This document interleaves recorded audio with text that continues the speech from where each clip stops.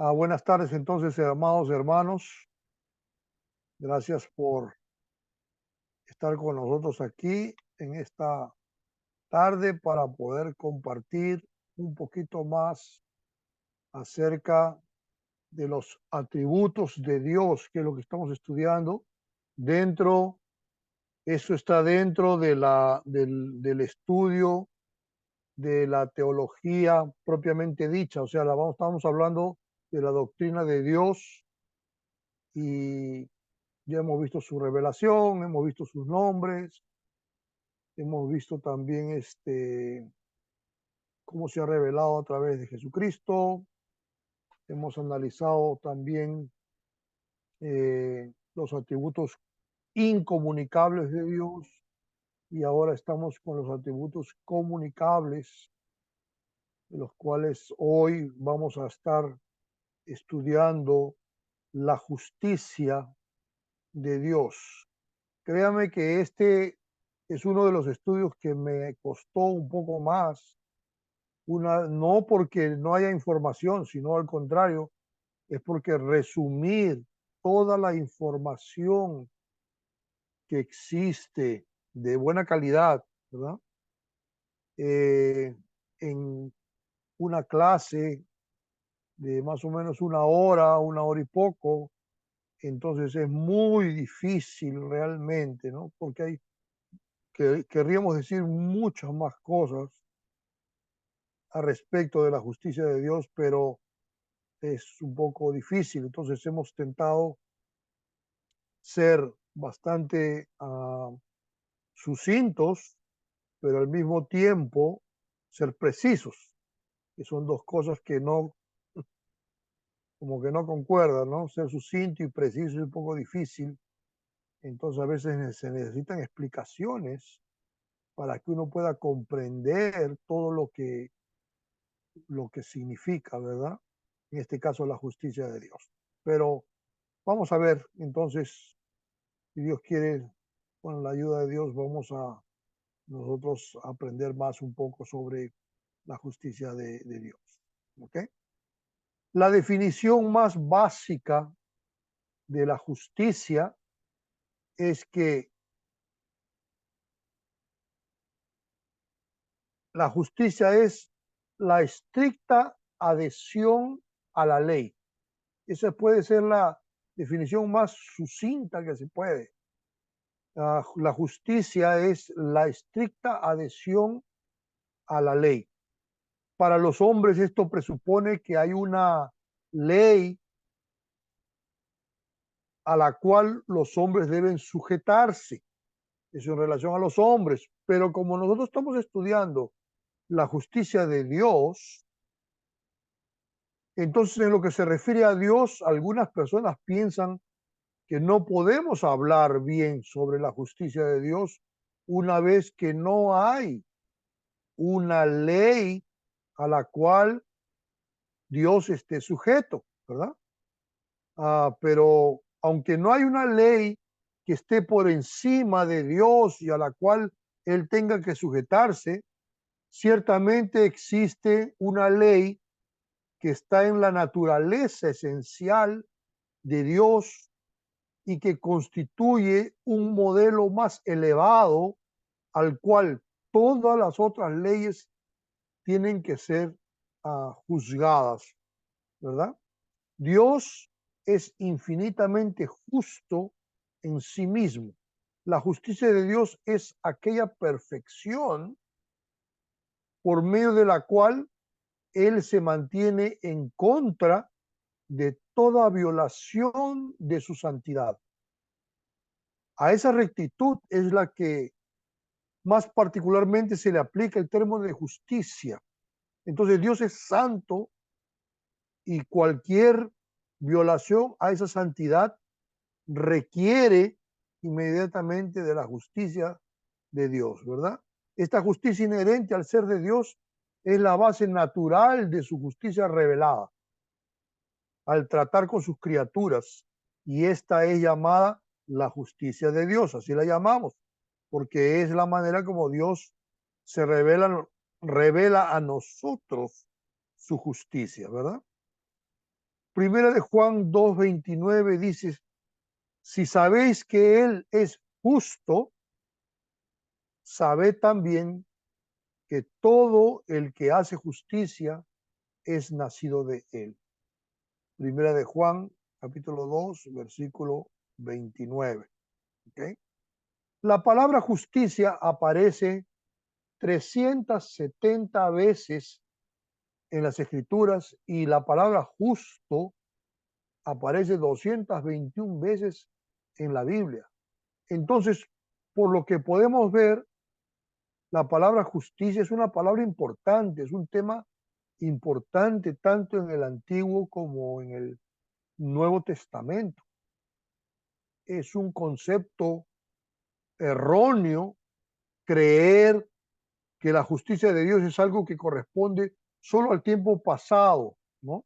Solo al Antiguo Testamento y que ya no tiene ninguna aplicación a partir del Nuevo Testamento. Eso es completamente equivocado. Hay gente que piensa que no, como ahora estamos en el tiempo de la gracia, entonces Dios ya no va a aplicar su justicia a nosotros. Y no es así, ¿ok? Las Escrituras establecen desde un principio que Dios es justo. Es importante establecer quién es Dios. La Biblia nos afirma que Él es como una roca, por lo que es inamovible, no cambia, tiene fuerza, su base es sólida. Además, Dios es verdad al ser fiel, constante, confiable, por lo que su comportamiento no tiene nada que sea moralmente incorrecto o censurable. ¿Okay? Deuteronomio 32, 4 y 5 dice, Él es la roca, cuya obra es perfecta, porque todos sus caminos son rectitud. Dios es verdad y sin ninguna iniquidad en Él. Es justo y recto. La corrupción no es suya. Deuteronomio 32, 4 y 5. Interesante. ¿Cómo es que Dios aplica su justicia? Para comprender cómo Dios aplica su justicia, es menester entender cuál es la condición espiritual del hombre. ¿Cómo describe la Biblia la condición del hombre? Tanto el Antiguo como en el Nuevo Testamento son testigos de la depravación universal y la culpabilidad de la humanidad. O sea, en el Antiguo y en el Nuevo Testamento se testifica la condición humana, ¿verdad? Del hombre. En Romanos 3, 10 al 19, que es un texto que hace citaciones de lo que es Salmos 14, 1 al 3. Entonces, estamos hablando del Antiguo y el Nuevo Testamento aquí básicamente juntos, hablando sobre la condición del hombre. Dice, como está escrito, no hay justo ni aun uno. No hay quien entienda, no hay quien busque a Dios. Todos se desviaron, a una se hicieron inútiles. No hay quien haga lo bueno, no hay ni siquiera uno. Sepulcro abierto es su garganta, con su lengua engañan. Veneno de áspides hay debajo de sus labios. Su boca está llena de maldición y de amargura. Sus pies se apresuran para derramar sangre. Quebranto y desventura hay en sus caminos, y no conocieron camino de paz. No hay temor de Dios delante de sus ojos, pero sabemos que todo lo que la ley dice, lo dice a los que están bajo la ley, para que toda boca se cierre y todo el mundo quede bajo el juicio de Dios. Romanos 3, 10 al 11 y también texto paralelo, Salmos 14, 1 al 3. Hay unas cosas que son interesantes aquí, que es importante que uno tenga en mente, ¿verdad? Cuando hablamos de la condición del hombre, una vez que a muchos hermanos, muchas iglesias están enseñando que el hombre es el que toma la iniciativa para la salvación. Y eso es un error grandísimo, que realmente mucha gente lo está enseñando por ahí, lo está predicando. Entonces, nosotros somos los que aceptamos a Jesús, ¿verdad? Nosotros somos los que decidimos si queremos o no queremos a Dios. Nosotros somos los que decidimos si vamos a continuar en su salvación o no. Nosotros somos los que decidimos si queremos a Dios o no lo queremos. Y eso es un error grande. La Biblia no enseña eso. La Biblia no dice que el hombre caído va a buscar a Dios. Va a decidir él por su cuenta buscar a Dios. No es. La Biblia dice claramente aquí, no hay quien busque a Dios. Dice claramente. No hay quien busque a Dios, no hay temor de Dios delante de sus ojos. Entonces, la condición del hombre es una situación tan catastrófica espiritualmente hablando, de que él no tiene ninguna condición de venir por su propia cuenta, venir a ser parte del plan salvador o redentor del Señor, de Dios. No es así. Si nosotros vemos Efesios capítulo 2, ahí dice claramente que estábamos muertos en nuestros delitos y pecados.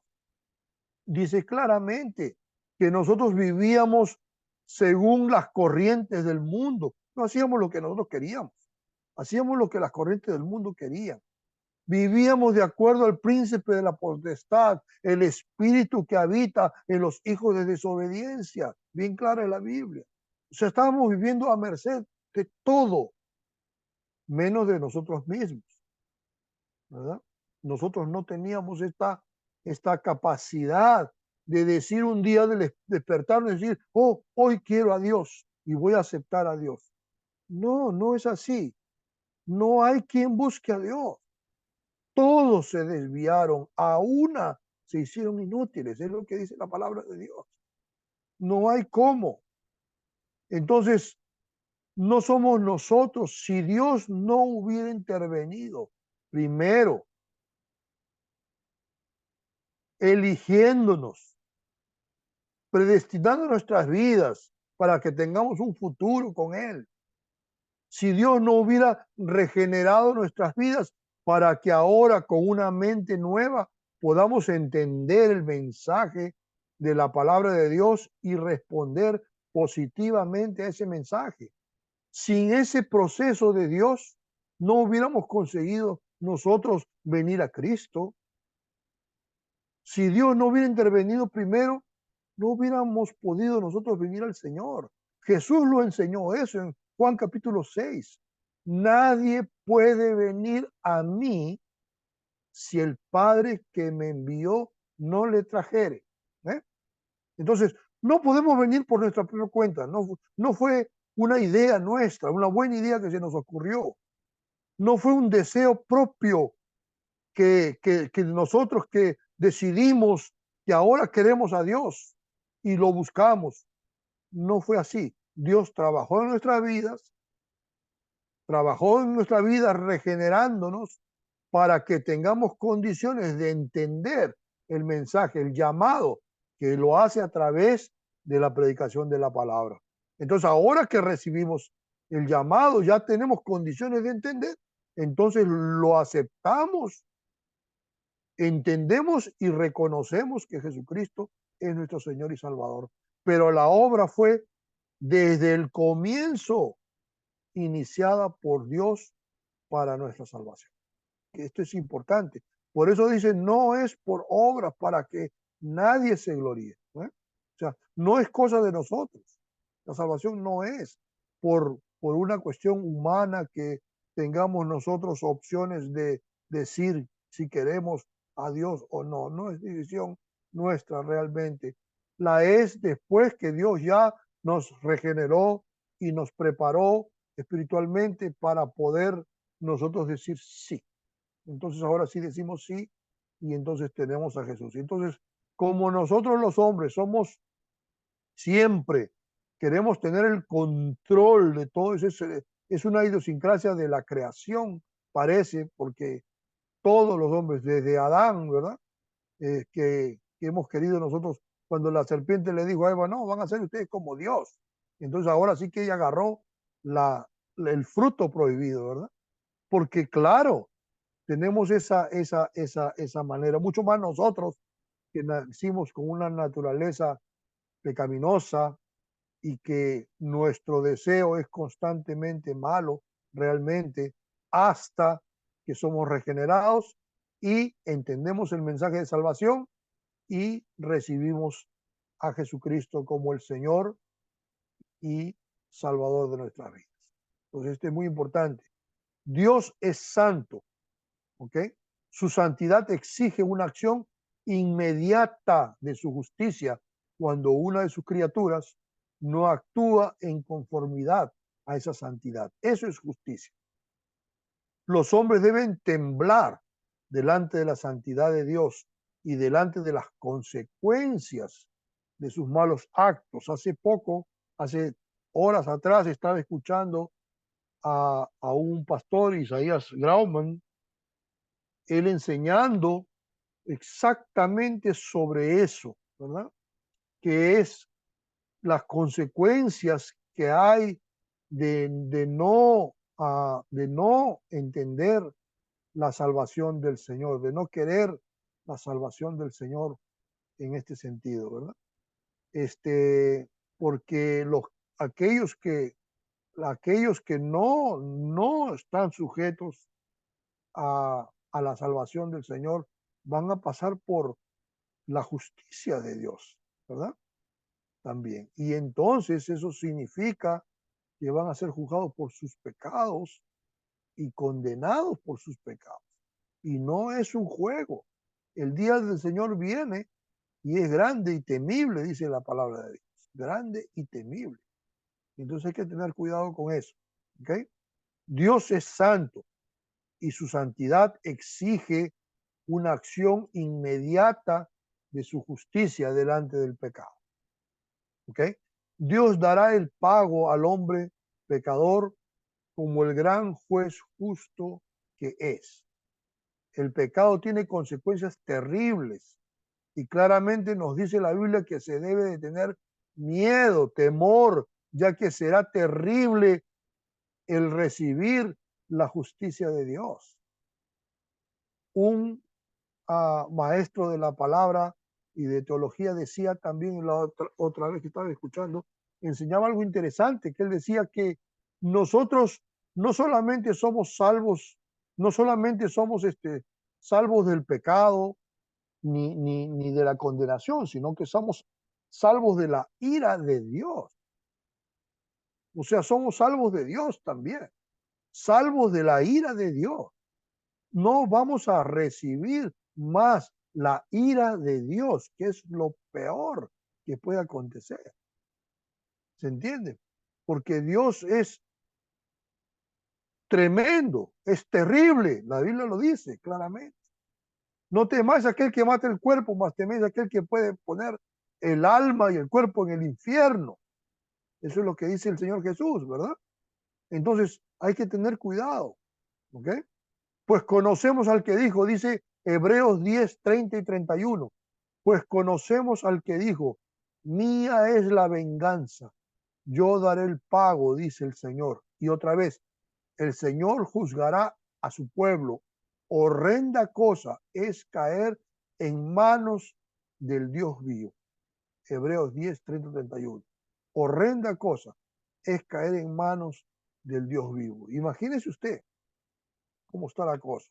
Y esto se refiere exactamente a todos aquellos que no tienen Dios, simplemente que no tienen Dios todavía.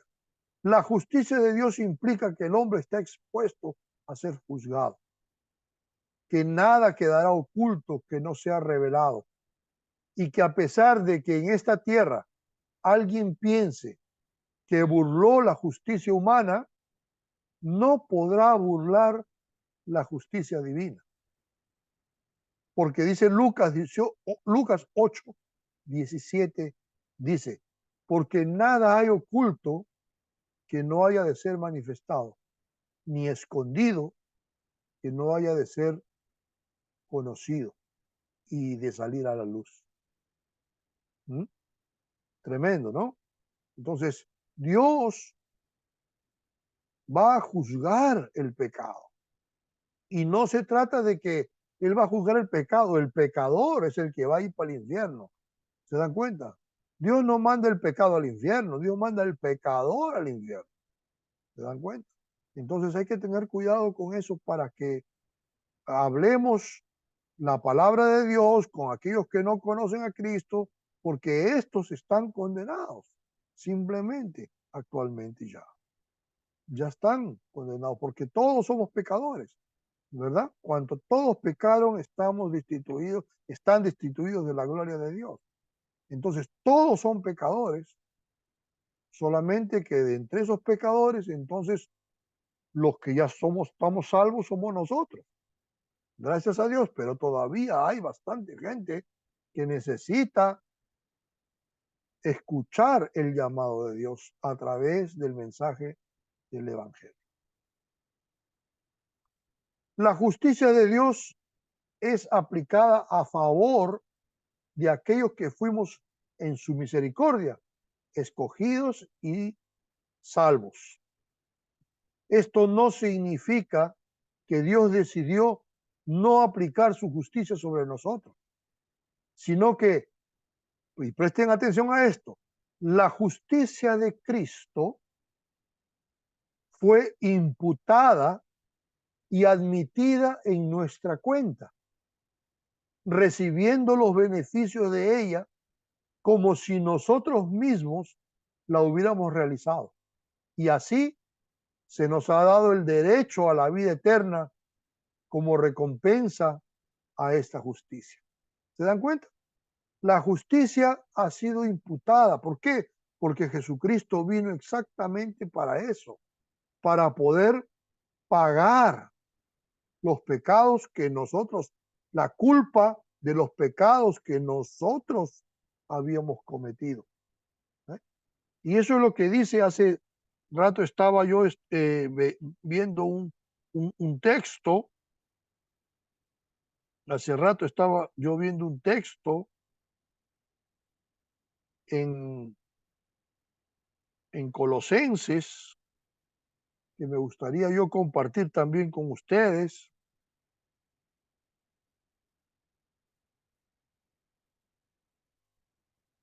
Déjeme ver. Dice así, miren lo que dice Colosenses capítulo 2, ¿ok? Versículos 14 y 15. Dice, anulando el acta de los decretos que había contra nosotros, que nos era contraria, quitándola de en medio y clavándola en la cruz, y despojando a los principados y a las potestades, los exhibió públicamente, triunfando sobre ellos en la cruz. Entonces, dice, el acta que era contraria, que estaba contra nosotros, la deuda que nosotros debíamos y que nos era cobrada, ¿verdad? Eso es interesante. Y él entonces la salda y la clave en la cruz, como para decir, como para que todos puedan ver, vamos a decir así, las cosas, ¿verdad? Que puedan ver que nuestra deuda ha sido pagada completamente, ¿ok?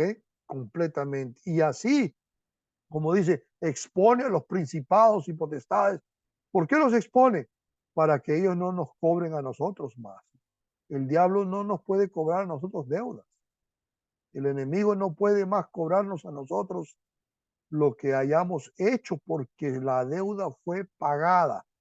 Eso es interesante, ¿no? La justicia de Dios es aplicada a favor de nosotros que fuimos escogidos por Dios. Y eso significa que la justicia de Cristo fue imputada y admitida en nuestra cuenta, recibiendo los beneficios de ella como si nosotros mismos la hubiéramos realizado.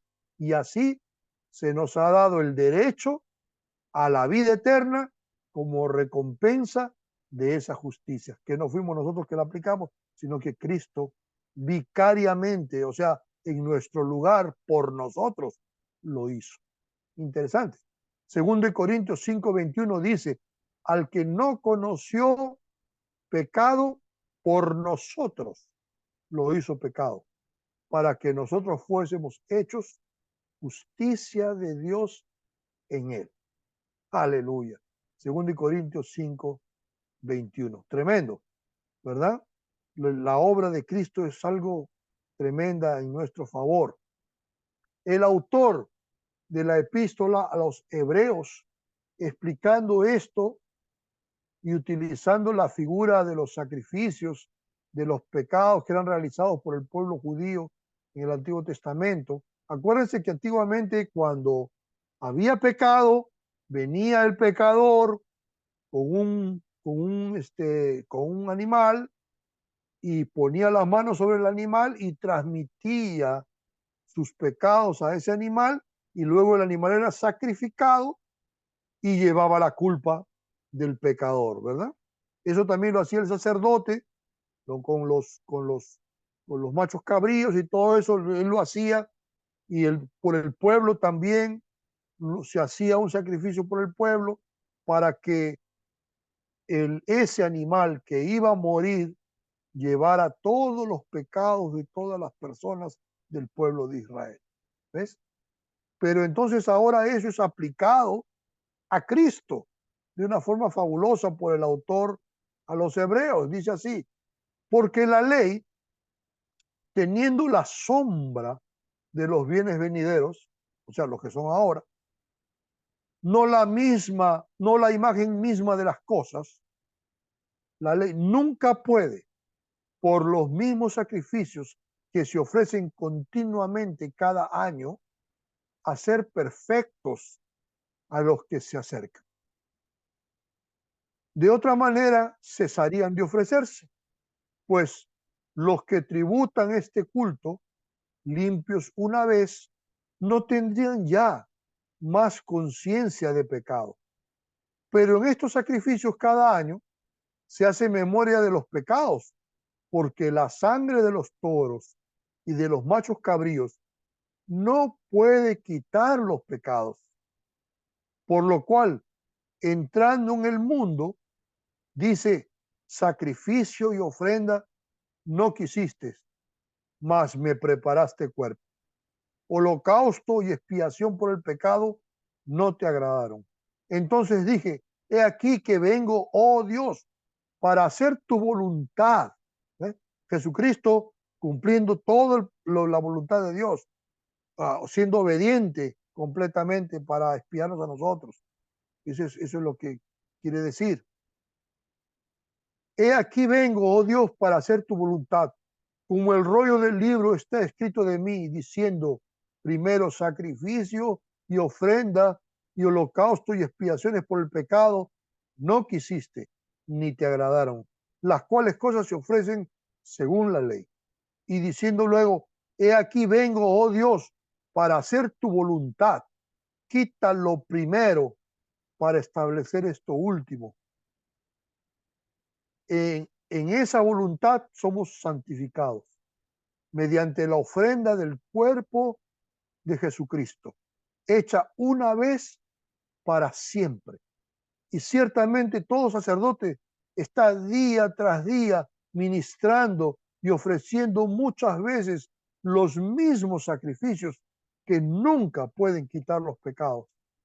Pero Cristo, habiendo ofrecido una vez para siempre un solo sacrificio por los pecados, se ha sentado a la diestra de Dios. O sea, no hay necesidad más de sacrificios, no hay necesidad más de nada, porque Cristo con una sola vez que ofreció su sacrificio por los pecados, ya no necesita otra vez ofrecerlos, y entonces se sienta a la derecha de Dios. Ya no ocupa hacer otra vez el sacrificio. Mira lo que dice también aquí en Hebreos 9, 11 a 15 y 25 al 27. Es un texto un poco largo, pero me gustaría leerlo todo para que nos entendamos bastante mejor. Dice así la palabra de Dios en Hebreos: pero estando ya presente Cristo, sumo sacerdote de los bienes venideros, por el más amplio y más perfecto tabernáculo, no hecho de manos, es decir, no de esta creación, y no por sangre de machos cabríos ni becerros, sino por su propia sangre, entró una vez para siempre en el lugar santísimo, habiendo obtenido eterna redención. Ya estamos redimidos eternamente. ¿Se dan cuenta? Eternamente redimidos. Ahí donde se aplica el hecho de que muchas personas piensan de que por cualquier cosa van a perder la salvación, la agarran de nuevo, la pierden de nuevo, la agarran otra vez, la pierden otra vez, y esto es un relajo que no enseña la Biblia de eso. La Biblia dice que la redención es eterna, bien claramente lo dice la palabra de Dios. ¿Ok? También dice, porque si la sangre de los toros y de los machos cabríos y las cenizas de la becerra rociadas a los inmundos santifican para la purificación de la carne, ¿cuánto más la sangre de Cristo, el cual mediante el Espíritu eterno se ofreció a sí mismo sin mancha a Dios, limpiará vuestras conciencias de obras muertas para que sirváis al Dios vivo? Así que por eso es que, así que por eso es mediador de un nuevo pacto, para que interviniendo muerte para la remisión de las transgresiones que había bajo el primer pacto, los llamados reciban la promesa de la herencia eterna.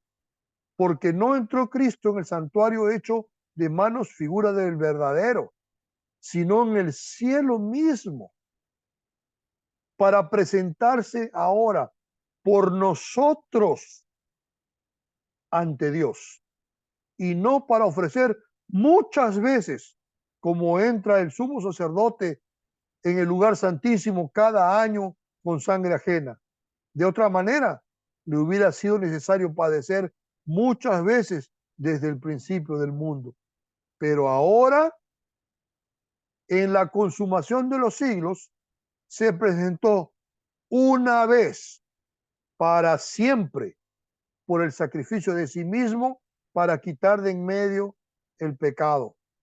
Y de manera que está establecido para los hombres que mueran una sola vez y después de esto el juicio, así también Cristo fue ofrecido una sola vez para llevar los pecados de muchos, y aparecerá por segunda vez sin relación con el pecado para salvar a los que le esperan. Tremendo, ¿verdad?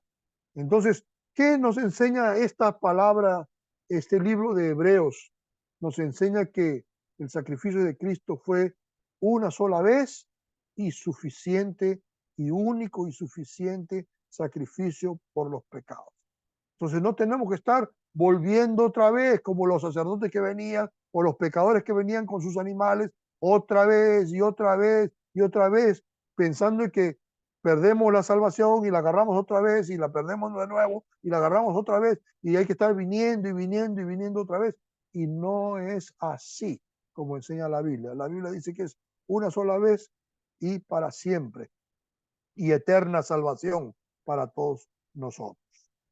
Una vez que Cristo estableció la justificación y redención por medio de su sacrificio, ahora también la base del juicio de Dios para los hombres se establece por medio de la persona de Cristo. Creer en Cristo y reconocerlo como Salvador y Señor es ahora más importante que nunca. No hacerlo significa quedarse en el estado pecaminoso y condenado en que ya se encontraba, y por tanto sujeto a condenación en el día del juicio. Entonces, no vamos a ser condenados después porque rechazamos a Cristo. No, ya estábamos condenados antes, porque estábamos ya en la condición de pecado. ¿Se dan cuenta? Si Dios hubiera decidido mandar todo el mundo, todos, completamente todos, al infierno, estaría en su derecho una vez que todos nosotros somos pecadores y la paga del pecado es la muerte. Eso es claro. Entonces, Dios hubiera querido hacerlo, estaría en su derecho soberano de hacerlo. ¿Se da cuenta? Pero en cambio decidió salvar a algunas personas, no a todos, porque no todos se van a salvar, pero algunas personas sí. Dice así en Romanos 3, 21 al 26. Pero ahora, aparte de la ley, se ha manifestado la justicia de Dios, testificada por la ley y por los profetas. La justicia de Dios por medio de la fe en Jesucristo, para todos los que creen en Él, porque no hay diferencia por cuanto todos pecaron y están destituidos de la gloria de Dios, siendo justificados gratuitamente por su gracia, mediante la redención que es en Cristo Jesús, a quien Dios puso como propiciación por medio de la fe en su sangre, para manifestar su justicia a causa de haber pasado por alto en su paciencia los pecados pasados, con la mira de manifestar en este tiempo su justicia, a fin de que Él sea el justo y el que justifica al que es de la fe en Jesús. Más claro no se puede, ¿verdad? Clarísimo. Entonces la justicia de Dios se manifiesta ahora a través de Jesús. Jesús es el punto culminante a través del cual la justicia de Dios pasa a nosotros por medio de la justicia de Cristo. De esta manera somos declarados libres y no culpables delante del juicio de Dios. Interesante. Hechos 17:31 dice, por cuanto ha establecido un día en el cual juzgará al mundo con justicia por aquel varón a quien designó, dando fe a todos con haberle levantado de los muertos. ¿A quién se refiere aquel varón? A Cristo, obviamente, porque dice, dando fe a todos de haberle levantado de entre los muertos. Y eso se refiere a Jesús, obviamente. ¿Ok? El apóstol Juan expresa esto mismo de la siguiente manera, en Juan 3, 17 al 19. Porque no envió Dios a su Hijo al mundo para condenar al mundo, sino para que el mundo sea salvo por él. El que en él cree no es condenado, pero el que no cree ya ha sido condenado, porque no ha creído en el nombre del unigénito Hijo de Dios. Y esta es la condenación, que la luz vino al mundo y los hombres amaron más las tinieblas que la luz, porque sus obras eran malas. Entonces, la explicación de la condenación es interesante porque muestra que Jesús vino y nadie creyó en él, ¿verdad? ¿No es interesante? La luz vino al mundo y los hombres amaron más las tinieblas que la luz. Entonces, en sí, el hombre está caído, está en condición, en condición de juicio y en condición de condenación, exactamente porque no ha amado más sus malas obras que realmente la redención que trae Dios a través de Jesucristo. Qué interesante. Y dice, ¿es? Porque dice así, el que no cree ya ha sido condenado. No es que va a ser condenado, ¿verdad? ya ha sido condenado, porque todos ya estamos en la condición de pecador. Acuérdense que la salvación se refiere a salvación de los que ya están condenados a muerte, de los que ya están, ya son culpables por sus pecados, todas las personas. ¿Me entienden? Entonces, no es que cuando Dios decidió escoger personas para salvación, no significa que Él escogió a otros para la condenación. No los escogió. Ellos ya estaban condenados. Ya estaban condenados. Todos nosotros ya estábamos condenados, pero Dios decidió salvarnos. Dios decidió salvarnos. Es lo que dice Romanos 9, ¿verdad? Porque si Dios tiene misericordia del que quiere tener misericordia y se compadece del que quiere compadecerse. Por eso es Dios, ¿verdad? Porque si Dios quiere hacer de la misma masa, dice, un vaso para honra y otro para deshonra, no hay problema. Él es Dios. ¿Quién eres tú para altercar contra tu creador? Lo dice claramente el texto. Entonces, nosotros no, ¿acaso no tiene, dice la Biblia, el alfarero poder sobre el vaso para hacer un vaso de honra y otro de deshonra? Eso es lo que Dios quiso hacer. ¿Por qué lo quiso hacer? Para mostrar su ira y su poder en los vasos de deshonra y para mostrar su misericordia y su amor en los vasos de misericordia. ¿Se dan cuenta? Porque Dios tiene que, de todas maneras, su justicia tiene que ser, ah, ah, ah, tiene que ser aplacada, ¿eh? De alguna manera, ¿verdad? Y una vez que no todos van a ser salvos, los que no son salvos, la justicia de Dios en relación a la condenación va a ser aplicada con todo el rigor de la ley. Y en aquellos que han sido salvos, entonces su amor y su misericordia es la que ha decidido simplemente enviar a Jesucristo su único, y como dice Juan 3:16, ¿verdad? Dios amó tanto al mundo que ha enviado a su Hijo unigénito para que todo aquel que le crea no se pierda, mas tenga vida eterna, ¿verdad? El error de muchos es entender las palabras, el texto, ¿cómo se llama? Separado, ¿verdad? Cuando piensan que todo aquel significa que son todos. Y no son todos realmente, porque la Biblia dice que Dios ha escogido. Y escoger significa exactamente eso, que no todos son los que son escogidos para ser salvos. Eso es el punto. Hay que leer la Biblia completa. Hay que entender todas las partes para que la doctrina esté bien clara en nuestra mente, en nuestro corazón, en nuestra seguridad de nuestra salvación, para que no estemos confundidos en relación a pensar. Por eso que las personas que creen que van a perder por alguna razón su salvación son las que están haciendo de todo, que quieren hacer, ganar su salvación por el esfuerzo.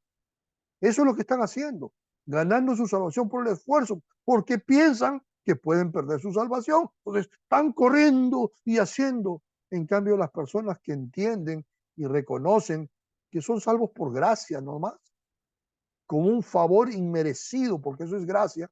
Gracia es favor inmerecido. Entonces, las personas que entienden que son salvos por la gracia de Dios, no se están esforzando para salvación, están andando en santidad porque aman a Dios y sus vidas han cambiado, han sido regenerados, han sido sellados por el Espíritu Santo. El Espíritu Santo los santifica, la palabra de Dios los santifica. Están caminando en las obras que la Biblia dice claramente que Dios preparó de antemano para que andásemos en ellas. Entonces, todo el camino de la salvación y de la santidad no es para ser salvos, sino porque somos salvos. Ahora tenemos las condiciones de andar por el camino de santidad. Ahora las tenemos.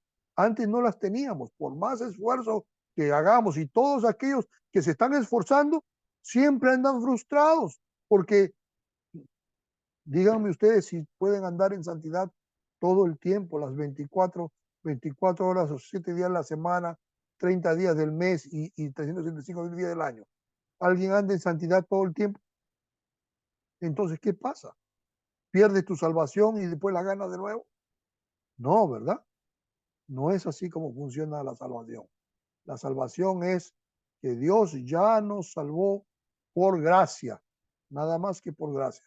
Y nosotros, porque somos regenerados, nuestra mente ha sido regenerada, nuestro corazón ha sido regenerado, nuestro espíritu ha sido regenerado, tenemos el sello del Espíritu, andamos en los caminos de Dios, en las obras que Él preparó para que nosotros andásemos. Entonces, andamos en santidad, buscamos en santidad. Todavía tenemos, y Gálatas lo dice claramente, hay una lucha entre la carne y el Espíritu. Por eso dice, obedecer al Espíritu, el Espíritu está ahí. Dice, hay una lucha entre la carne y el Espíritu para que no hagan lo que ustedes quieren, porque el Espíritu está luchando para nosotros, a favor de nosotros, para no hacer lo que la carne, que este es o el cuerpo todavía está en condición de pecado, ¿no? Está en carne, es pecaminosa todavía, hasta un día en que el Señor claramente nos va a renovar. Es necesario que esto corruptible se vista de incorrupción, ¿verdad? Nos van a dar un cuerpo nuevo, glorificado, donde no hay vestigios de pecado en él, y entonces se acabó el problema de correr y de andar y de procurar y de buscar. No, porque ya estaremos glorificados inmediatamente. ¿Se dan cuenta? ¿Ok? Romanos 2:5 dice, pero por tu dureza y tu corazón no arrepentido, atesoras para ti mismo ira para el día de la ira y de la revelación del justo juicio de Dios. Aquí se refiere a los que no creen en Dios, ¿no? Porque eso es Romanos capítulo 2. Acuérdense que Romanos viene del contexto, el capítulo 1 y 2. La ira de Dios se revela contra toda impiedad, ¿verdad? Injusticia de los hombres, ¿verdad? Que eso es exactamente lo que estamos hablando. Gente que profesando ser sabios, se hicieron necios, cambiaron la gloria de Dios por la mentira. Eso es gente que no conoce a Dios. Eso, ahí no está hablando de los cristianos. Ahí no está hablando de los cristianos. Ahí está, porque la ira de Dios, voy a leerlo todo, se revela desde el cielo contra toda impiedad e injusticia de los hombres que detienen con injusticia la verdad, pues habiendo conocido a Dios, no le glorificaron como a Dios ni le dieron gracias, sino que se envanecieron en sus razonamientos y su necio corazón fue entenebrecido. Profesando ser sabios, se hicieron necios, ya que cambiaron la verdad de Dios por la mentira, honrando y dando culto a las criaturas antes que al Creador, el cual es bendito por los siglos. Amén. Por esto, Dios los entregó a pasiones vergonzosas, por lo cual también Dios los entregó a la inmundicia en la concupiscencia de sus corazones, estando atestados de toda injusticia, fornicación, perversidad, avaricia, maldad, llenos de envidia, homicidios, contiendas, engaños, malignidades, murmuradores, detractores, aborrecedores de Dios, injuriosos, soberbios, altivos, inventores de males, desobedientes a los padres, necios, desleales, sin afecto natural, implacables, sin misericordia. Y como ellos no aprobaron tener en cuenta a Dios, Dios los entregó una mente reprobada para hacer cosas que no convienen. Quienes habiendo entendido el juicio de Dios, que los que practican tales cosas son dignos de muerte, no solo las hacen, sino que también se complacen con los que las practican. ¿A quién se refiere estas personas? A los no creyentes, porque no hay ningún creyente que tenga todas estas características. No existe. Porque dice todavía más, no solamente cometen estos pecados, sino que se complacen en los que practican los pecados. Imagínese usted. Y el cristiano no es así. El cristiano no se complace en vivir en el pecado. No se complace. Tiene el Espíritu de Dios, ha sido regenerado. Se complace en andar delante de Dios. Y cuando por alguna razón comete un pecado, se contrista. ¿Eh? Hay contrición en su corazón. La conciencia inmediatamente le habla, el Espíritu Santo le redarguye de pecado. ¿Se dan cuenta? Eso va a pasar. Eso pasa en el cristiano. No es lo mismo que la gente que no conoce a Dios. No es lo mismo. Entonces, la manera como Dios maneja el juicio por el pecado es diferente entre los que no conocen a Dios y los que conocen a Dios. Porque los que conocen a Dios estamos nosotros justificados por la obra redentora de Cristo. Somos justificados por la obra redentora de Cristo. Eterna salvación, dice bien claramente. ¿Se dan cuenta? Entonces, y nosotros andamos por los caminos guiados por el Espíritu Santo, porque todos aquellos que son guiados por el Espíritu de Dios son los hijos de Dios. Es lo que la Biblia dice en Romanos 8. Nosotros somos los hijos de Dios y andamos guiados por el Espíritu de Dios. ¿Se dan cuenta? Y estos que se complacen en los pecados y se complacen en los que hacen los pecados, son los que van a recibir la ira de Dios. Es lo que dice claramente el texto. La ira de Dios se va a revelar desde el cielo contra toda injusticia. Y aunque mucha gente dice, no, eso no va a aparecer, no va a pasar nunca. Eso lo dijeron hace 2000 años atrás y hasta ahora no ha venido, ni va a venir. Y entonces la Biblia es clara y dice, oye, el Señor no retarda su promesa, según algunos la tienen por tardanza, sino que es paciente para contigo, no queriendo que perezcan, sino que procedan al arrepentimiento. Entonces, se tiene que predicar la palabra de Dios para que de los que escuchan la palabra de Dios, aquellos que han sido regenerados por el Espíritu Santo, aquellos que han sido escogidos por Dios, escuchen el mensaje y atiendan positivamente el mensaje de salvación y sean salvos. ¿Se dan cuenta? En conclusión, la santidad de Dios exige la acción de su justicia, la cual Él aplica de forma justa tanto en aquellos que redimió por medio del sacrificio de Cristo, como en aquellos que permanecieron condenados por causa de sus pecados. Entonces, con este pequeño estudio acerca de la justicia de Dios, entonces estamos entendiendo que Dios es justo, Dios es santo, y esa santidad exige una justicia. Cuando se quiebra la santidad de Dios, cuando se peca contra Dios, entonces se exige la justicia de Dios inmediatamente, porque la justicia hace parte de su ser inherente. Acuérdense que ya hemos enseñado a ustedes que los atributos de Dios no son cosas acumuladas encima de Dios, no son cosas extras que Dios posee, no. Los atributos de Dios hacen parte inherente del ser de Dios, hacen parte del ser de Dios.